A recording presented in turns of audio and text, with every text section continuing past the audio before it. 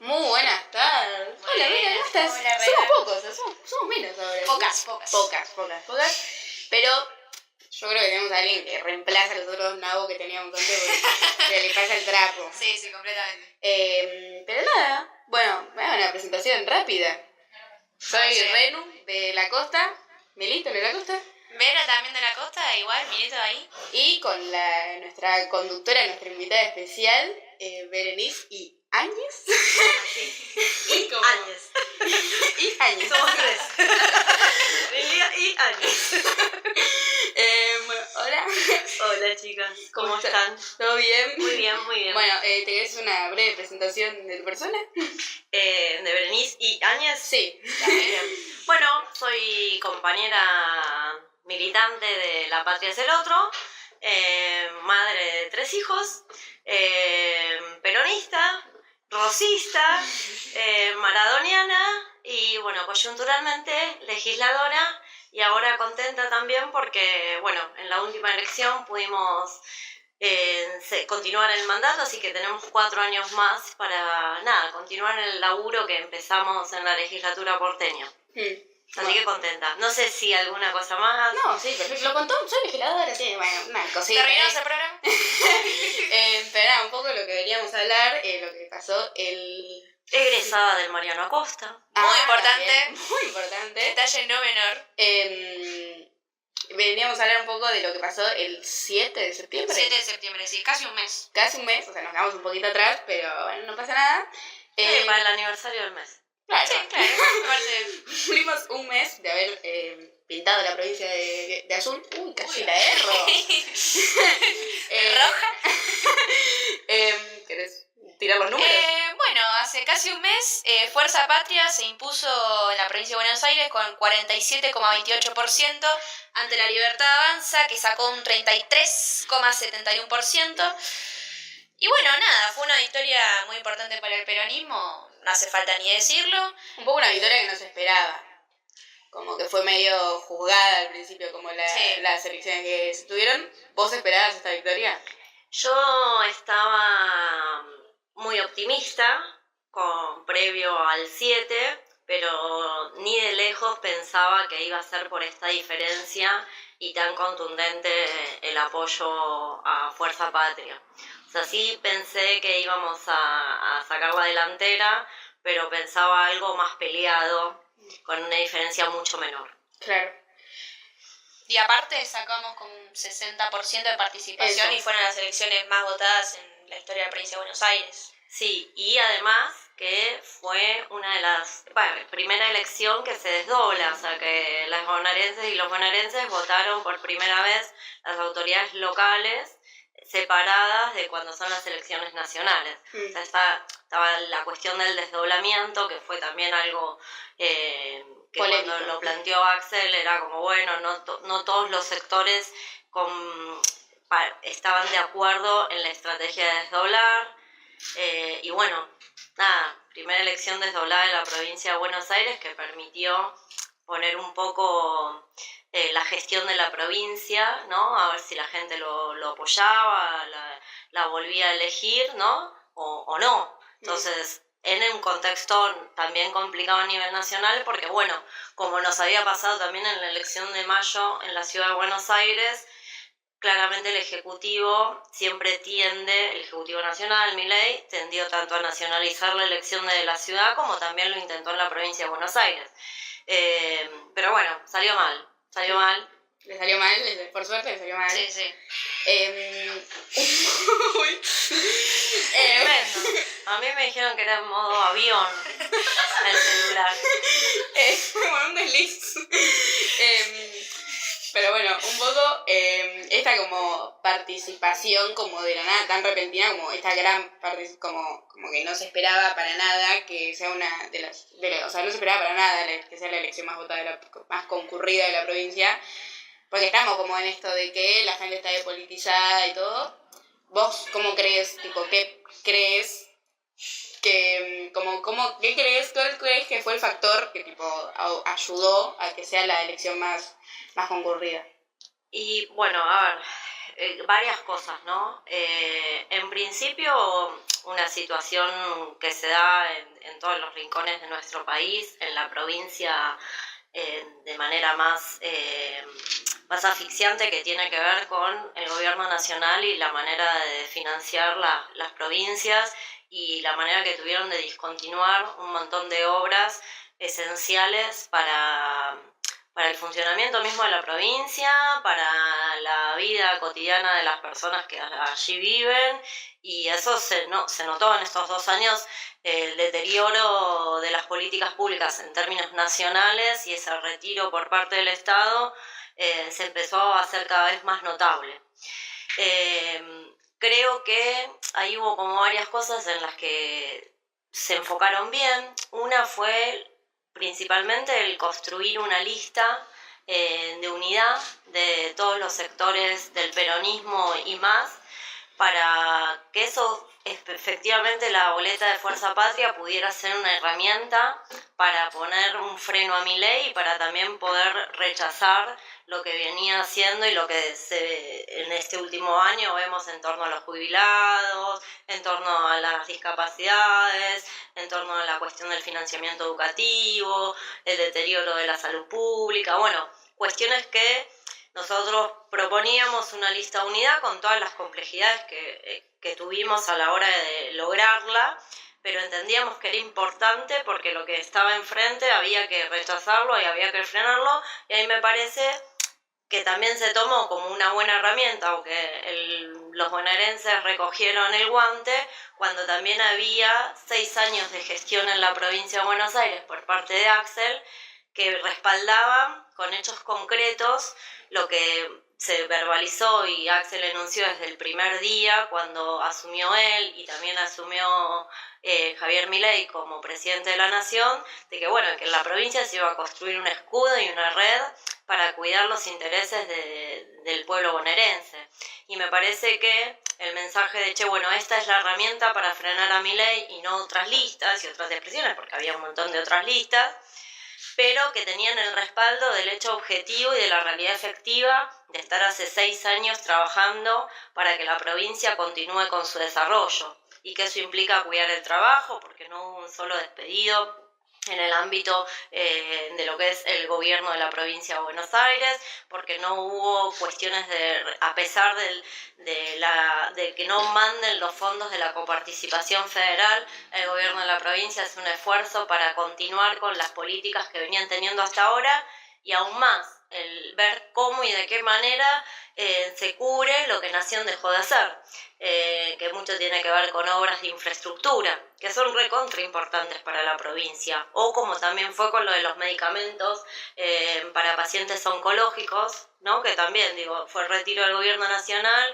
y ahí estuvo la provincia saliéndose a hacer cargo de esta problemática. Entonces me parece que coincidió el poder mostrar una herramienta efectiva para mostrar el descontento y la desaprobación del gobierno nacional, que fue acertado también el querer poner en la votación de medio término si se acompañaba o no se acompañaba el rumbo que está teniendo el gobierno de la provincia en estos últimos 2 años, pero que viene ya de un mandato anterior de 4 años, entonces era como revalidar ese apoyo.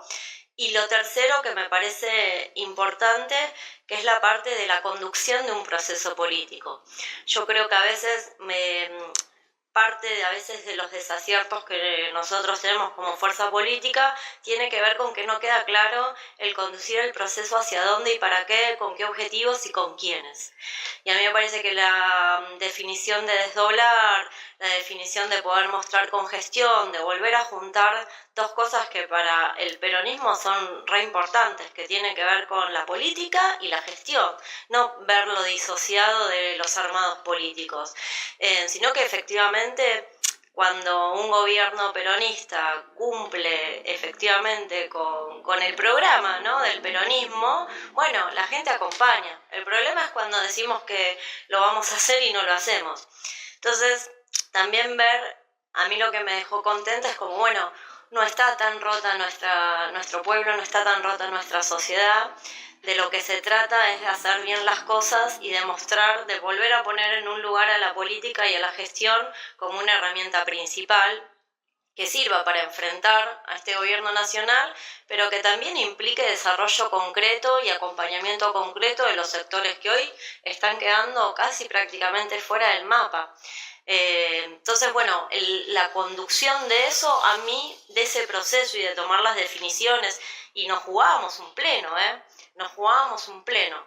Pero bueno, hay que tener la capacidad para conducir un proceso que logre una lista de unidad, que logre captar un descontento que había en el pueblo bonaerense, que lo pueda expresar a partir de una elección política como la boleta de Fuerza Patria, que eso tenía un respaldo enorme de gestión y que fundamentalmente no solamente se trataba de oponerse o decir, bueno, hasta acá, sino que también hay una disputa de sentido en cuanto, bueno, ¿cuál es el rol del Estado? ¿Qué Estado queremos? Y bueno, está bueno saber que una parte muy importante de nuestro pueblo sigue creyendo en un Estado presente con determinadas características que, bueno, hoy están más a la defensiva y cuidando y protegiendo lo que es atacado por el gobierno nacional, pero que puede desarrollarse en pleno si no tendría que estar además luchando contra desfinanciamientos o ausencias tan grandes por parte del gobierno nacional. Me parece, nada, como que se combinaron todas esas cosas. Y ese pleno que nos jugamos, me parece que también empieza a saldar, ¿no?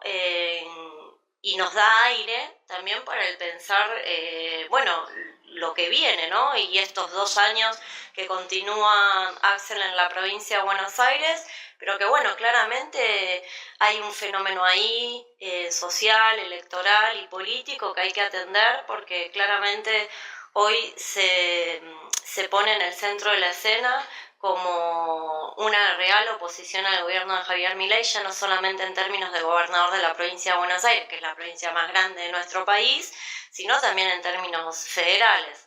Entonces, bueno, nada, me parece que eso también después, fíjense que después de la elección sucedió todo lo que pasó en el Congreso con respecto a los vetos y al volver a tratar las leyes de emergencia, y que hasta hace un año atrás era inimaginable pensar que se iba a poder lograr la mayoría para aprobar las leyes de emergencia. Bueno, un triunfo electoral también te permite tener ese aire como para que algunos quizás gobernadores o diputados de algunas provincias digan, bueno, flaco, te banqué hasta acá, nos convocás al Pacto de Mayo, no pasó naranja, bueno, ahora vas a tener que esforzarte un poco más. A un gobierno nacional que no escucha ni a gobernadores, bueno, mucho menos intendentes y demás. Y una cosa más, el rol fundamental de lo territorial y de las gestiones locales, ¿no? Era el poner a jugar a los intendentes, y a veces uno dice, los intendentes, el aparato de los intendentes, mueven cuando quieren, cuando les conviene o cuando no les conviene. La verdad es que el intendente es el gobierno más próximo a la gente.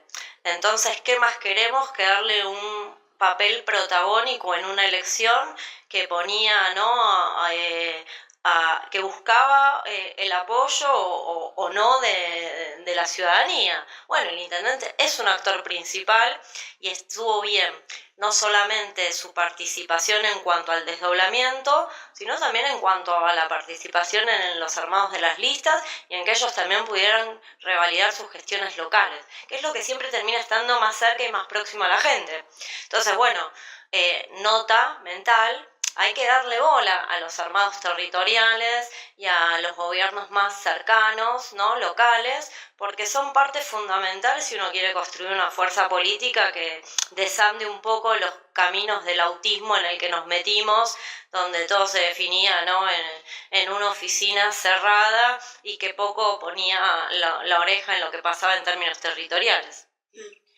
Un poco, o sea, dijiste muchas cosas, que un poco volviendo bastante atrás de cuando arrancaste, esta lista en unidad a la que se fue, ¿cómo fue al enterarse de esto, siendo 3 dirigentes, o quienes se llaman dirigentes del peronismo, yendo a elecciones? ¿Cómo viste vos o cómo crees que si estuvo bien, si estuvo mal, si tuvo que haber sido de otra forma esta como idea de unidad? Creo que lo que nos planteamos es la condición de, nosotros decíamos, bueno, este es un acuerdo principalmente electoral, en función de que, bueno, es una elección de medio término, entonces, bueno, la elección de medio término tiene características distintas y lo que se elige es distinto a lo que es una elección nacional ejecutiva. Entonces, por un lado, esas características, ¿no? Entonces, eso te da un marco de la realidad, en la coyuntura en la que vos vas a disputar una elección, distinto. No todas las elecciones son iguales, y además en un contexto de poca participación, en un contexto de mucho enojo con la política y de un enojo también con nosotros, porque yo creo que también esta cuestión de tomar el triunfo de una manera, obviamente nos pusimos muy contentos y muy contentas todos, pero también con mucha responsabilidad y teniendo muy presente que nosotros todavía tenemos que hacer un largo camino para volver a reconciliarnos con el pueblo que pretendemos representar.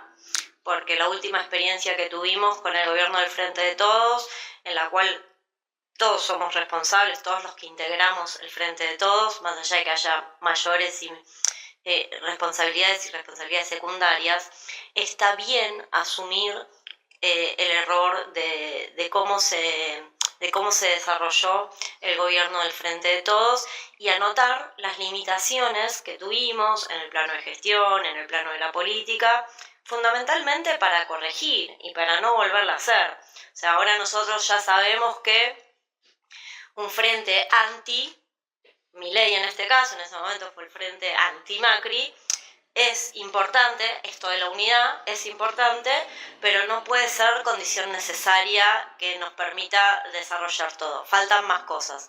Una de las cosas te las mencionaba antes, la cuestión que se refiere a la conducción del proceso.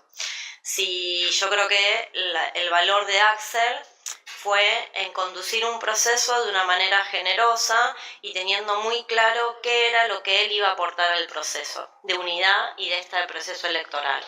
Por un lado, el esfuerzo de convocar a todos los sectores para enfrentar un gobierno nacional que nos está destruyendo. Por otro lado, darle juego a actores territoriales y municipales fundamentales a la hora de volver a reconstruir el peronismo. Y tercero, la cuestión de poner, bueno, es no esto, pero sí hay una idea clara de gestión y sí hay una idea clara de prioridades a atender en un país donde prácticamente todo se va transformando en emergencia, ¿no? Emergencia pediátrica, emergencia educativa, emergencia de salud en general, de salud mental, bueno. Entonces, me parece que la cuestión de la conducción tiene que ver con el garantizar la unidad de todos estos sectores, pero hacia un objetivo claro y de una manera clara, con prioridades determinadas. No solamente alcanza el rechazar, ¿no?, la gestión nacional, que en eso posiblemente tengamos un acuerdo rápidamente, muchos sectores y amplios, pero alguien tiene que referenciarlo eso, y alguien tiene que conducirlo y alguien tiene que tomar definiciones, porque si no, después nos pasa lo que posiblemente nos pasó en el gobierno del Frente de Todos, que era, bueno, llegamos hasta acá y de repente no hay una posición homogénea en cuanto a las prioridades que tenía en ese momento el gobierno argentino y en cuanto, por ejemplo, qué se iba a hacer con la deuda. Entonces, millones de discusiones, que eso, y sin un funcionamiento institucional interno de la propia fuerza política dentro de un gobierno de coalición, donde vos tenés que tener una mesa con todos sus actores representados, pudiendo organizarlo y conduciéndolo. Bueno, a mí me parece que también se vio en esta elección la capacidad de Axel de poder conducir un proceso de manera generosa, porque después vos mirás las listas y en las listas, digo, no es que el MDF o quienes están más cerca de Axel fueron los quienes tuvieron protagonismo en las listas, no en todas las secciones. Pero qué importante que fue el confeccionarlas y en volver a pensar que, bueno, las listas son importantes, quienes van en las listas son importantes, pero eso tiene que estar atado a un proceso político. Entonces yo creo que Axel en eso también definió ser más que nada quien conducía el proceso y no quien llenaba las listas como planillas, ¿no?, donde uno tomaba, pongo, saco, sino que tiene que ver con una visión mucho más amplia de a dónde hay que ir. Eso también es importante y muestra para mí elementos claros de conducción. Ahora, bueno, me parece que nada, no sé, me parece difícil de pensar que, por ejemplo, no sé, este año vuelva a tener el mismo problema que tuvo el año pasado con respecto al presupuesto. La provincia de Buenos Aires no tiene presupuesto, por ejemplo, porque no se logró votar en su Cámara. Entonces me parece que ahora hay menos margen para determinado boludeo, determinado condicionamiento especulativo hacia la figura de Axel, porque ya hay una cosa que se va saldando y la mejor manera de saldar lo que tenemos es poniendo el protagonismo otra vez en el pueblo, ¿no? No tanto en 2, 3, 4 bandas o cosas que discuten, sino saldar las cosas con el pueblo como protagonista.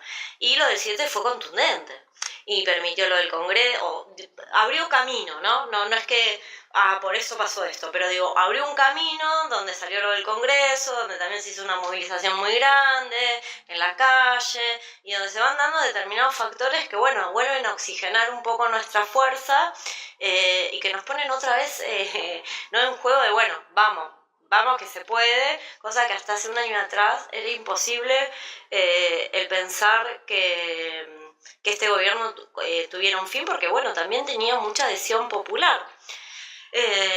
Y a veces no solamente es la cuestión económica, a veces se juegan otros montones de cosas en la adhesión o no adhesión hacia un gobierno, no solamente es lo económico, y me parece que bueno, eso empezó a resquebrajarse, y bueno, hay que aprovecharlo con mucha responsabilidad. Bueno, me parece, un poquito volviendo para atrás también, muy acertado esto que decís sobre cómo Axel puso en foco también a los intendentes, que son como la figura que tenemos más cercano muchos, y de lo fundamental que puede ser en este momento donde mucha gente tiene a la política como algo tan lejano, cuando en realidad es algo que nos afecta todos los días. Nada, esa valoración sobre lo que dijiste. Y cómo te parece a vos que se puede, además con esto de los intendentes, cómo acercar a la política y cómo hacer entender a uno, capaz a los más jóvenes, que es que este concepto se lo tiene mucho a mi edad, cómo acercar la política a uno. Y eso yo les tengo que preguntar a ustedes, compañeras, porque bueno, Clara, hubo algo que en las últimas elecciones nacionales vimos que bueno, hubo un apoyo a Milei muy importante por sectores, ¿no? No todo de la juventud, y que bueno, también este divorcio de la política, o volvió a estar muy presente el enojo, que después que es un enojo con mezcla de decepción, con mezcla también de pensar que por ahí nada bueno va a suceder, de descreimiento. A mí lo que me pasa con respecto a la juventud es que a veces yo creo que la cuestión no es, quizás esté equivocada, ¿no? Díganme ustedes. A veces, viste, es como que se arma, hay que hablarle a la juventud. Y es como, bueno, como si la juventud fuera algo que funcionara por fuera de la sociedad o que tendría tantas características específicas que uno pudiera hablarle como si fuera otra cosa. Yo creo que lo que hay que tener es el empuje y las ganas de volver a tener un país diferente. Y un país diferente donde la juventud claramente, digo, es parte del futuro, pero como se dice siempre, es parte también del presente. Entonces yo creo que la mejor manera de hablarle a parte de nuestro pueblo, puntualmente a los jóvenes, es entendiendo que los problemas que hoy atraviesan son muy similares a problemas que, bueno, que tenemos en general como sociedad. En la cuestión del trabajo, ya sea con las nuevas maneras que hoy empiezan que ya hace años, ¿no? Pero que se vienen desarrollando en lo que es el mercado laboral, con características nuevas y demás, bueno, eso hay que resolverlo. Digo, hay que resolver el tema de que el empleo, nosotros decimos, bueno, el trabajo siempre era como un ordenador, ¿no? De la sociedad, de una familia, ¿no? Como elemento central. Bueno, para que pueda ser un elemento central el trabajo, vos tenés que poder vivir con el salario que tenés después de trabajar. Y hoy eso está muy quebrado, ¿no? En la sociedad. Hoy hay pibes que, digo, trabajan todo el día en una app pedaleando y que están muy peleados con cualquier idea de sindicato, representación o gremio que defienda los derechos, del trabajo registrado en relación de dependencias como algo que les queda muy lejos. Bueno, hay algo que hay que hablar ahí para mí con la juventud y que hay que trabajar, que es la idea de previsibilidad. Y que después, bueno, cada cual decida, pero mínimamente, ser previsible en determinadas cuestiones. Laburar fundamentalmente en la cuestión educativa, fundamentalmente, porque hay cosas que están pasando en nuestra sociedad que no se explican si no les encontramos el origen en que nuestra educación está hoy muy hackeada, tanto en contenidos como obviamente en la condición de los docentes y de la estructura de los edificios y demás, pero digo, hay veces en que la sociedad tiene comportamientos, ¿no? Bastante así, che, ¿cómo te los explicás? Y bueno, hoy no se educa para un proyecto, para un país, para que esa gente se desarrolle en un país, porque hoy no hay proyecto de país. Entonces, creo que a la juventud hay que mostrarle cosas concretas que contagien. Creo que la juventud tiene algo que es el distinguir lo que es genuino de lo que es chantada o pedorrada o en campaña sin contenido, sin compromiso, y que eso, teniendo esa característica de la juventud, lo mejor que se puede hacer es efectivamente contar y mostrar o discutir de cara a ellos y a los jóvenes el proyecto que uno tiene o cómo lo está viendo, con obviamente políticas concretas, pero no hay que, disfrazarse de algo que uno no es o inventar no sé qué rulo para tratar de interpelar a los jóvenes. Los jóvenes hoy necesitan laburo, necesitan mejores escuelas y mejores contenidos, necesitan poder pensar en un proyecto de vivienda de independización de su núcleo familiar cuando su edad y su voluntad así lo determine. Necesitan cuestiones específicas vinculadas, como todo el resto de la sociedad, de salud mental. No sé, a mí me parece que si nosotros logramos en términos generales volver a acercar a la política, ya de hecho va a suceder eso con la parte que atiende a la juventud. Lo que pasa es que nosotros dejamos, en un momento la política dejó hablar de los quilombos que teníamos como pueblo. O sea, ahora vieron que salieron los índices de suicidio y la parte del suicidio adolescente subió exponencialmente. Bueno, hay millones de maneras de explicar en una sociedad el suicidio. Una es la anomia, ¿no? Cuando todo se desintegra alrededor y ya no hay ningún rumbo, ni ningún orden, ni ninguna predecibilidad con respecto al mundo que habitamos. Bueno, ahí me parece que hay algo que atender y que no es específicamente solo hablarle a la juventud, sino es volver a construir con la juventud ese país en el que quieren vivir. O sea, yo creo que lo que hay que interpelar a la juventud es, che, ¿qué país quieren vivir? O sea, más allá de cosas propias de las generaciones, ¿no? Que, digo, yo ya me siento, o sea, obviamente tengo pibes chicos y hay partes que no les entiendo, de cómo hablan o cuáles son sus motivaciones. Eso siempre pasa en términos, ya soy generación adulta, entonces como, pero después es, che, ¿en qué país quisieran vivir? O sea, ¿en qué país quisieran vivir y de qué se tratan los sueños del hoy el sector más joven de nuestro pueblo? ¿De qué se tratan? ¿Con qué sueñan? Con algo deben soñar. Bueno, creo que ahí hay que buscar y que creo que la política también se trata un poco de materializar los sueños. Generalmente los jóvenes son los que más sueñan. Y creo que este mundo les robó la posibilidad de soñar. Por eso estamos también tan mediocres todos y tan llanos todos. Porque no nos animamos a ir un poquitito más allá de solucionar lo inmediato o de recomponer algo que se está yendo al recarajo. Bueno, creo que hay que laburar para que los pibes vuelvan a soñar, digo. No creo en una juventud derechizada, como se dice. Sí creo en una juventud fuertemente golpeada por un modelo súper individualista y muy desconociendo todo lo que se tiene alrededor. Pero a mí eso me parece más como un escudo de defensa que por una posición ideológica política de la juventud. qué sé yo, a mí me tocó vivir en los 90, ser joven en los 90, y ahí te estaba todo mal. Y también era un odio hacia todo, y no se pensaba tanto en la política como una herramienta de cambiar, sino era como que era distinto, era como, bueno, el quilombo y el ir contra todos y contra todo, o no sé, las juntadas pequeñas de tribus distintas que había.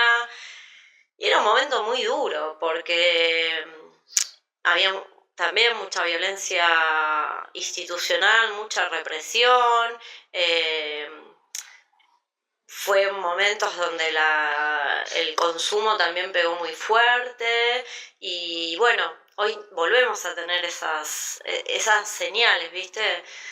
Hay mucho más consumo cuando parece que todo se va a la mierda, porque si no, ¿cómo llevas este mundo? ¿Viste? Entonces, bueno, necesitamos demandar cuestiones de que, bueno, volvamos a ser importantes como personas, digo, si no, no van a venir las políticas de prevención de consumo, si no, no va a haber, ¿me entendés?, el acceso a la salud mental por parte de todos los sectores de la población. Hoy no está eso porque hoy no está en el centro del gobierno el pueblo argentino. Los chavales que están gobernando nos detestan. Entonces, y además con un nivel de crueldad que ya lo pueden decir abiertamente. Bueno, si se mueren, que se mueran. Bueno, creo que eso es un mensaje creo que para laburar con los jóvenes. No creo que los jóvenes, es más, creo que en las cuestiones veíamos el estudio de suicidio y en realidad no pasaba por algo de no valorar o no, o la cuestión de la vida en general, sino por rechazar la vida puntual que les tocó, que son dos cosas distintas. Entonces, bueno, ¿cómo mejoramos lo que hoy tenemos y cómo la juventud es un actor fundamental para construir un país que se construye con sueños, o sea, se construye imaginando, si no, no se puede construir, si no vamos a hacer lo mismo. Bueno, ahí creo yo, pero bueno, tratando de hacer memoria de lo que era yo cuando era joven, o viendo algunas cosas de ustedes o de mis hijos, de bueno, qué pasa por esas cabezas y fundamentalmente qué pasa por esos corazones. Bueno, gran cierre me parece, porque Sí. ya tenemos que ir cerrando. No sé si querés agregar algo. Sí, no tiene mucho que ver con el tema, pero está desaparecida una chica desde el 25 de septiembre que se llama Ailén Abigail Valor. Tiene 16 años, bueno, nada, mide 1,60 m, es de contextura delgada, tiene pelo largo ondulado negro, ojos marrones oscuros. Vestió un conjunto de calza y top negro, una campera deportiva del mismo color con rayas grises, campera de abrigo roja, zapatillas blancas con decorado violeta y usaba mochila roja, utiliza anteojos. Bueno, si alguien tiene cualquier información... Creo que te está pasando la foto en este momento, así que... Nada, si tiene información a la chica, ya en la línea 102, que está a las 24 horas. Y nada. Muchísimas gracias por venir. Muchísimas gracias por venir, un placer escucharte. Las dejamos con todos los tarros. Que bueno, nada, pásenla bien. Muchas gracias por venir. Gracias a ustedes. Eso fue todo en Cable Tierra.